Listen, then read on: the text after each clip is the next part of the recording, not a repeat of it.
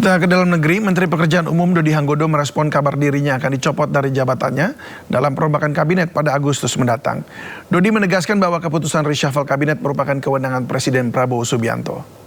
Ada Bapak ada reshuffle nanti Pak Agustus Pak, itu tanggapannya gimana? Apa ada evaluasi yang dilakukan? Waduh, lo itu masa gue ngalah-ngalahin presiden, itu hak kerja kita bos. Tapi udah pernah dipanggil Pak untuk evaluasi gitu misalnya Pak? Kalau dipanggil ya sering tiap saat. Tapi nggak ada urusan begituan. Terkait permasalahan kemarin Pak? Pak, gaya komunikasi Bapak. Sebelumnya dalam rapat dengan Komisi 11 DPR RI, Menteri Keuangan Purbaya Yudisadewa mengungkapkan Pusat Finansial Internasional Indonesia dirancang bukan sekedar menjadi pusat aktivitas jasa keuangan, melainkan instrumen strategis untuk menghubungkan Indonesia dengan ekosistem keuangan internasional.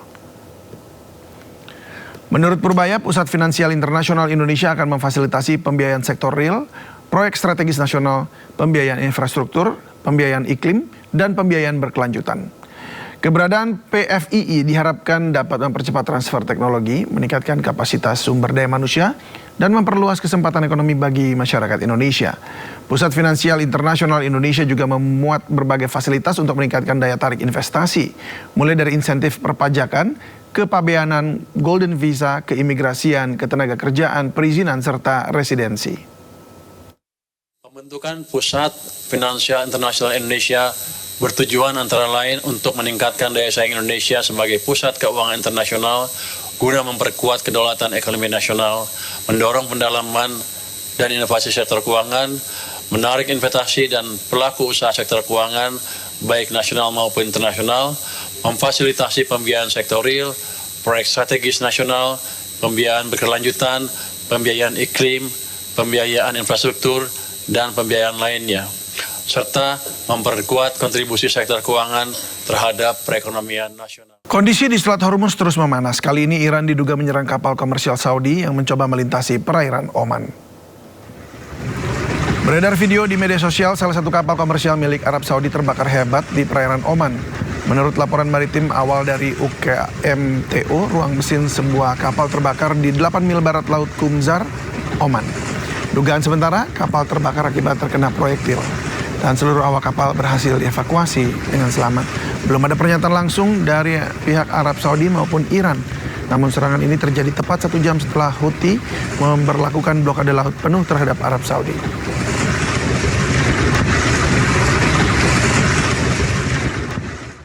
Iran terus melanjutkan safari diplomasinya dan kali ini mereka berkunjung ke Pakistan.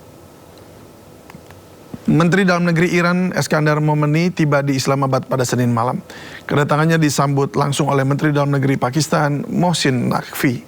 Selama kunjungannya yang rencananya berjalan selama 2 hari, Momeni akan bertemu dengan sejumlah pejabat senior Pakistan.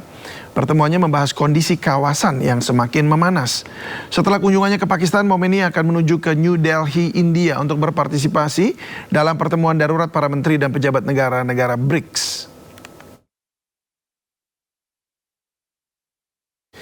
Iran terus melancarkan serangannya ke sejumlah situs-situs Amerika Serikat yang berada di kawasan. Iran menargetkan pesawat angkut militer C-17, pesawat komando dan rudal kendali.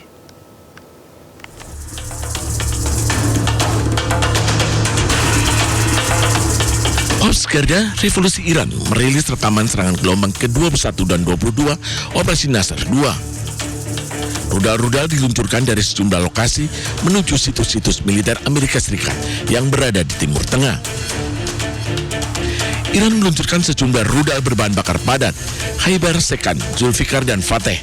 Rudal-rudal ini bertuliskan, siapapun yang mengganggu keamanan rakyat Iran, dirinya sendiri pun tidak akan aman. IRGC juga mengklaim menargetkan pesawat angkut militer C-17 AS dan kendali PX di Bandara Aqaba dengan rudal balistik. Tak hanya itu, Iran juga mengklaim sistem radar peringatan dini AS, sebuah gudang berisi peralatan dan suku cadang pesawat, serta sebuah hanggar berisi drone M9 Amerika di Kuwait juga menjadi sasaran. Serangan ini menandai kembali memanasnya hubungan antara Washington dan Teheran. Pasukan AS telah melancarkan gelombang serangan berturut-turut di seluruh Iran, sementara Teheran terus membalas serangan Washington. Menteri Pekerjaan Umum Dodi Hanggodo membantah terlibat dugaan doxing atau penyebaran informasi pribadi di internet tanpa izin. Dodi Hanggodo mengaku tidak tahu menahu adanya kasus dugaan doxing data pribadi dosen Fakultas Hukum UGM Nabila Rizfa Izati yang mengkritik kebijakan kepemimpinannya di Kementerian PU. Menteri PU tak tahu istilah doxing dan bersumpah tak terlibat.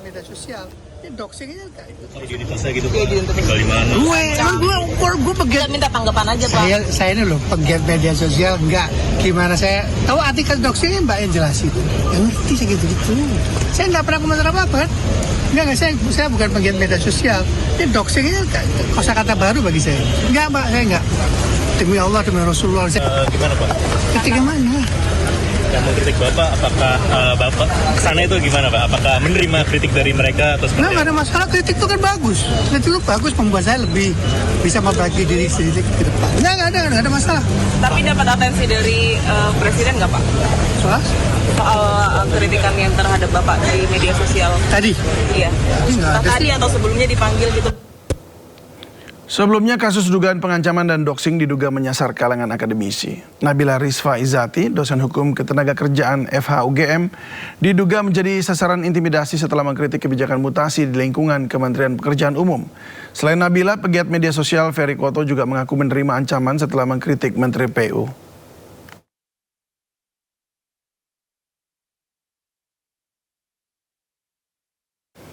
Sekolah Dasar Negeri 57 Kendari, Sulawesi Tenggara disegel pemilik lahan dan sejumlah orang tua murid hingga muridnya terlantar. Penyegelan dipicu kepala sekolah yang baru menjabat menolak revitalisasi gedung yang membahayakan murid.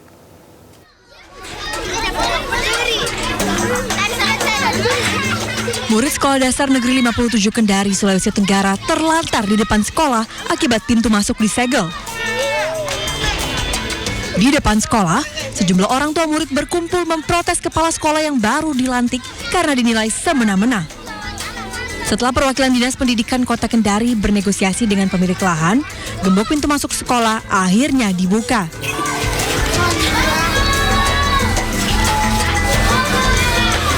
Orang tua murid menyegel sekolah karena kepala sekolah menolak revitalisasi gedung yang akan digunakan murid sebagai ruang belajar. Orang tua cemas karena kondisi gedung sudah tidak layak. Karena kita orang tua kan khawatir, biar bagaimana kan kita punya anak, bagaimana kita ingin dia nyaman sekolah, tapi kita khawatirkan kalau terjadi apa-apa. Tapi sampai saat ini Pak, tetap digunakan tempat itu atau memang sama sekali belum digunakan. Jadi guru-guru kemarin ambil alternatifnya, ada yang masuk siang, jadi ada yang pulang, baru diisi lagi ruangan. Ini karena pembangunannya sangat mendesak, dan ini sangat urgen, jadi kami sangat butuhkan, dan Ibu Fitri itu dia tidak mau, dia batalkan dengan alasan pemilik lahan yang yang menghalang-halangi atau yang melarang untuk direvitalisasi. Sementara itu, Dinas Pendidikan Kota Kendari masih mencari solusi agar tidak mengganggu proses belajar mengajar yang merugikan para murid. Jadi kami juga kan mencoba memediasi kembali dengan kepala sekolah yang baru bekerja. Kami akan panggil, segera kami panggil, karena yang kita inginkan bahwa jangan terjadi polemik seperti ini, karena yang kita rugikan ini adalah anak-anak kita, siswa kita.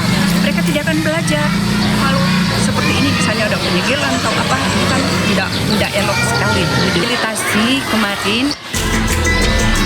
Saat ini, proses belajar mengajar di SD Negeri 57 Kendari kembali berjalan normal, menanti penyelesaian masalah revitalisasi gedung. Dari Kendari, Sulawesi Tenggara, Asdar Zula, iNews melaporkan.